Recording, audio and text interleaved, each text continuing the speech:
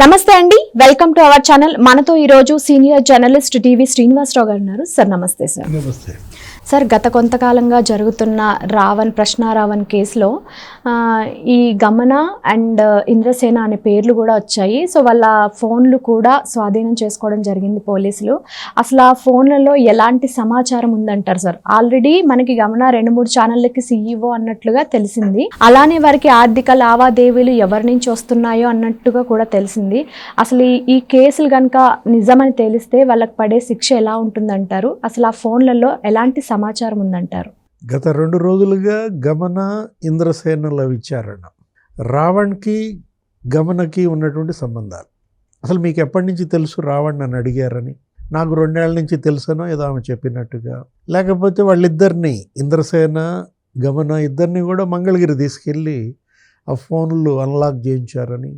ఇప్పుడు ఈరోజు కూడా పెనమలూరు స్టేషన్లో వాళ్ళని ఎంక్వైరీ చేస్తున్నారు. దగ్గర ఒక 100 ఛానళ్ళు హైదరాబాద్ బేస్గా పనిచేస్తున్నాయని. 100 ఛానళ్ల వెనక హిడెన్ ఎజెండా ప్రభుత్వాన్ని అస్థిరపరచడం, మతాల మధ్య కులాల మధ్య చిచ్చు పెట్టడం, కూటమి పార్టీలు తెలుగుదేశం, బీజేపీ, జనసేన ఆ కూటమిని భగ్నం చేయటం, ఈ ఎజెండాగా పనిచేస్తున్నటువంటి ఆ 100 ఛానళ్ల వెనుక సూత్రధారి ఎవరు? గమన లేకపోతే ఇంద్రసేన? అడిగారు. ఏంటి అసలు ఈ ఛానల్స్ మీకు 3 అంటున్నారు, ప్రశ్న, గళం. ఈ ఛానళ్ళకి ఆదాయం ఎక్కడిది? ఫండింగ్ ఎవరు చేస్తున్నారు? రావణ్ యొక్క బ్యాంక్ ట్రాన్సాక్షన్స్ వాళ్ళ ముందు పెట్టారు. మీ అకౌంట్ నుంచి రావణ్ దాంట్లో ఇంత పడింది, ఎందుకు వేశారు, మీకు ఎక్కడి నుంచి వచ్చాయి ఆ డబ్బులు? అటు ఇంద్రసేన కానీ ఇటు గమనను కానీ ఇవాళ ప్రశ్నిస్తున్న విధానంలో అన్నిటికీ వాళ్ళు మౌనం. ఏది అసలు ప్రతిదానికి కూడా గమన అయితే మరీ అన్యాయంగా అసలు సహకరించకపోవటం పోలీసులకి. అసలు ఇప్పుడు గతంలో ఏంటి, జగన్మోహన్ రెడ్డి ముఖ్యమంత్రిగా ఉన్నప్పుడు నెల్లూరులో అరుణ, కిలేడి అరుణ అని చెప్పి అప్పట్లో రోజు వార్తలు. ఆమె వాళ్ళని బెదిరించిందని, వీళ్ళని బెదిరించిందని. ఆమెకు కూడా అప్పట్లో వైసీపీ నాయకులతో సంబంధాలు, విజయసాయిరెడ్డితో ఆమె, లేకపోతే నల్లపురెడ్డి ప్రసన్న కుమార్ రెడ్డితో అరుణ, వాళ్ళ ఎన్నికల ప్రచారంలో ఆమె పాల్గొనడం, ఇటు పోలీస్ అధికారులని బెదిరించడం, ఒక పోలీస్ అత్యున్నత అధికారితో ఆ అరుణ సంబంధాలు, అసలు నేరుగా సెక్రటేరియట్కి వెళ్ళిపోవటం, ఏ సెక్షన్ కావంటే ఆ సెక్షన్లో ఆమె హవా. ఆ లేడీ అరుణ, ఇప్పుడు ఈ లేడీ గమన, లేడీలా కిలేడీలా? ఇప్పుడు కిలేడీ గమన మీద ఇప్పుడు అందరి దృష్టి. అసలు ఆమెకు సంబంధించిన పర్సనల్ లైఫ్ ఏది, ఆమె భర్త ఏదో సూయిసైడ్ అటెంప్ట్ చేసుకున్నట్టుగా ఏదో వీడియోలు కూడా వస్తున్నది. ఆమె అత్త ఏది, ఆ రాము వాళ్ళ తల్లి తన కోడలను ఉద్దేశించి మాట్లాడినవి హల్చల్ చేస్తున్నాయి అన్ని ఛానల్స్లో. ఆమె ఏంటి, తన కోడల గురించి చెప్పిన విధానం.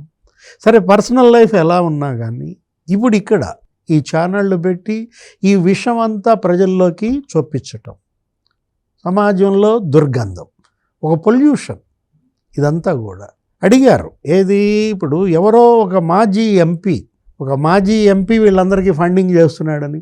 గతంలో మరి మాజీ ఎంపీ అనగానే మనకు గుర్తొచ్చేది ఎవరు? YSR Congress party social media చూసిన మాజీ ఎంపీ విజయసాయిరెడ్డి. అంటే విజయసాయిరెడ్డికి వీళ్ళకి ఏమన్నా సంబంధాలు ఉన్నాయా?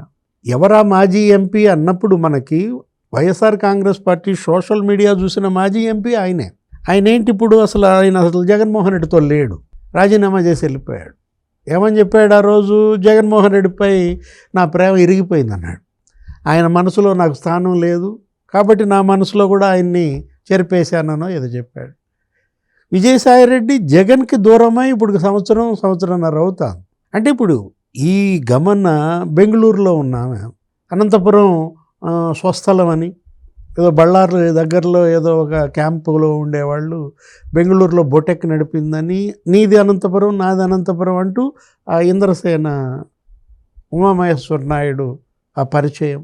అతనే ఇప్పుడు ఈ బంజారా హిల్స్ రోడ్ నెంబర్ 70 అక్కడ ఉన్నటువంటి అతని మైనింగ్ ఆఫీస్ వీళ్ళకి అద్దెకి ఇచ్చాడని ఫ్రీగా. అక్కడే నడుపుతున్నారు ఈ ఛానల్స్. 3 ఛానల్స్, ఒకటి అమీన్ పేరులో నడుపుతున్నారు, రావణ్ ఇంట్లోనే నడుపుతున్నట్టున్నారు. ఒకటి ఇది బంజారా హిల్స్, ఇంకోటి ఏదో మాదాపూర్ దగ్గర ఇంకోటి నడుపుతున్నారన్నారు. అంటే వీళ్ళవే 3 ఛానల్స్ అయితే ఇంకా మిగతా ఆ 100 ఛానల్స్ పైన కూడా ఇప్పుడు పోలీసు దృష్టి పెట్టారు. వీళ్ళకి ఈ ఫండింగ్ ఎక్కడి నుంచి వచ్చింది? ఇప్పుడు అతనికి రావణ్కి మరి నెల జీతాలు, వీళ్ళంతా కూడా పాత్రధారులే. రావణ్ అయినా గమన అయినా పాత్రధారులే. అసలు సూత్రధారి ఎవరు? ఇప్పుడు ఆ మాజీ ఎంపీ పైన ఇవాళ పోలీసులు దృష్టి పెట్టారు. Vijayasai Reddy social media YSR Congress party వదిలేసి 4 ఏళ్ళు అవుతారు. విజయసాయిరెడ్డి తర్వాత అది ఎవరు టేకప్ చేశారు? సజ్జల భార్గవరెడ్డి టేకప్ చేశాడు. అక్కడ తాడేపల్లిలో వాళ్ళకు ఒక అపార్ట్మెంటు, మొత్తం ఈ ఐప్యాక్ వాళ్ళందరినీ అక్కడ పెట్టడం, సోషల్ మీడియా ద్వారా ఇది చేయటం. అంటే ఇప్పుడు ఇక్కడ ఐప్యాక్కి గమనకి ఏమన్నా సంబంధాలు ఉన్నాయా? దానిపైన కూడా ఎంక్వైరీ జరుగుతుంది. ఇంద్రసేన ఏంటి అసలు నీ ఉద్దేశం? కళ్యాణదుర్గంలో వీళ్ళ అన్న ఏది గతంలో పోటీ చేశాడు, ఎమ్మెల్యేగా ఓడిపోయాడు. ఆ తర్వాత వైఎస్ఆర్ కాంగ్రెస్ పార్టీలో చేరాడు ఉమామహేశ్వర నాయుడు. వీళ్ళందరూ కూడా ఇవాళ ఎవరు చెప్పు చేతుల్లో పనిచేస్తున్నారనేది కీలకమైనటువంటి పరిస్థితుల్లో ఆ ఫోన్ మీరు అన్నట్టుగా ఇప్పుడు ఆ గమన ఫోన్ అన్లాక్ చేశారు. అసలు ఆ రావణ్ ఫోనే గలీజ్ అయిపోయింది. దరిద్రపు వీడియోలన్నీ బయటకు వచ్చినటువంటి పరిస్థితుల్లో రావణ్ ఫోన్ తీసేసేయండి. ఇప్పుడు గమన ఫోన్ కనుక ఇవాళ మరి ఎవరెవరితో ఆమె కాల్ రికార్డులో ఉన్నారు, ఆమె ఏంటి ఇప్పుడు ఆమె కాల్ లిస్టులో దగ్గర మరి మాజీ ఐపీఎస్లు 2 ఉన్నారని, లేకపోతే ఒక ఐఏఎస్ ఉన్నాడని, ఎమర్జెన్సీ మరి కాల్ కింద పెట్టుకున్నారని. ఇప్పుడు ఐఏఎస్లు లేకపోతే ఈ ఐపీఎస్లు ఇంకెన్ని బయటకు వస్తాయి? ఏది ఆ బ్యాంక్ ట్రాన్సాక్షన్స్ ఎక్కడెక్కడి నుంచి ఏ విధంగా జరిగాయి, అసలు వీళ్ళకున్న ఆర్థిక మూలాలు ఏంటి, అది బయటకు వస్తే తప్ప అసలు ఆ సూత్రధారు ఎవరో బయటికి రారు. మొత్తానికి వీళ్ళే కాదు, ఇప్పుడు మిగతా 100 ఛానళ్ళు కూడా గుండె గుబేలు అంటున్నాయి. ఇంకా ఎంత టైం పట్టొచ్చు అంటారు సార్ ఇవన్నీ బయటకు రావడానికి? అసలు జరుగుతుంది కదా ఇప్పుడు ఈరోజు కీలకమైనటువంటి అంశం. మరి ఈ విచారణ సందర్భంగా మరి అరెస్ట్ చేస్తారా? ఇప్పుడు ఇవాళ గమన అరెస్టు జరుగుద్దా? ఇంద్రసేన అరెస్టు చూపిస్తారా? శనివారం అంటే జనరల్గా అరెస్టులు జరుగుతుంటాయి, ఎందుకంటే ఆదివారం సెలవు, ఇక ఆ తర్వాత కోర్టులు, ఇదంతా మళ్ళీ మంగళవారం సోమవారం అవుతుంది. కాబట్టి ఎట్టి పరిస్థితుల్లో గమన మరి సహకరిస్తే వేరు, వాళ్ళు వేస్తున్నటువంటి ప్రశ్నలకు ఎటువంటి సహకారం ఇవ్వని పరిస్థితుల్లో నెక్స్ట్ అరెస్ట్ తప్పదు అనుకుంటా. ఆ తర్వాత జ్యుడిషియల్ కస్టడీ అడుగుతారు, చూడాలి ఏం జరుగుతుంది. Okay, thank you sir. నమస్తే.